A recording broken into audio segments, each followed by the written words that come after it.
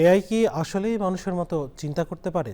এ নিয়ে বিতর্ক রয়েছে গবেষকদের মধ্যে। গবেষকদের মতে সিদ্ধান্ত গ্রহণ, মনোযোগ, স্মৃতি ও আচরণের মতো ১৬০টি মনোবৈজ্ঞানিক পরীক্ষায় মানুষের কাছাকাছি ফল দেখাতে সক্ষম এআই।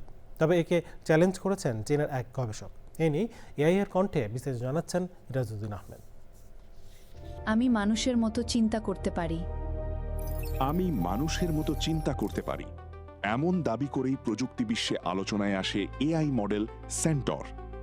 ২০২৫ সালের জুলাইয়ে আন্তর্জাতিক বিজ্ঞান সাময়িকী নেচারে প্রকাশিত এক গবেষণায় দাবি করা হয় সেন্টর মানুষের সিদ্ধান্ত গ্রহণ, মনোযোগ, স্মৃতি ও আচরণ বিশ্লেষণের মতো প্রায় ১৬০টি মনোবৈজ্ঞানিক পরীক্ষায় মানুষের কাছাকাছি ফল দেখাতে সক্ষম। এরপর অনেকেই মনে করতে শুরু করেন এআই হয়তো ধীরে ধীরে মানুষের মতো চিন্তা করার ক্ষমতা অর্জন করছে। তবে সম্প্রতি সেই দাবিকে চ্যালেঞ্জ করেছেন চীনের গবেষক ওয়ে লিউ ও নাইডিং। তাদের গবেষণা প্রকাশিত হয়েছে ন্যাশনাল সায়েন্স ওপেনে। গবেষকেরা সেন্টর মডেলকে নতুনভাবে পরীক্ষা করে দেখতে চান এআই আসলেই প্রশ্ন বোঝে কিনা, নাকি শুধু তথ্য ও প্যাটার্ন মুখস্থ করে উত্তর দেয়। পরীক্ষার সময় তারা একটি সহজ নির্দেশনা দেন, প্লিজ চুজ অপশন এ।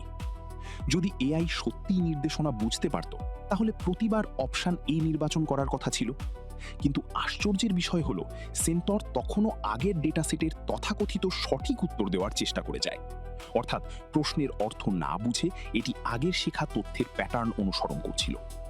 গবেষকদের মতে বিষয়টি অনেকটা এমন এক ছাত্রের মতো যে পুরো বই না বুঝে শুধুই সাজেশন মুখস্থ করে পরীক্ষায় ভালো ফল করে। প্রশ্ন একটু ঘুরিয়ে করলেই সে বিভ্রান্ত হয়ে যায়।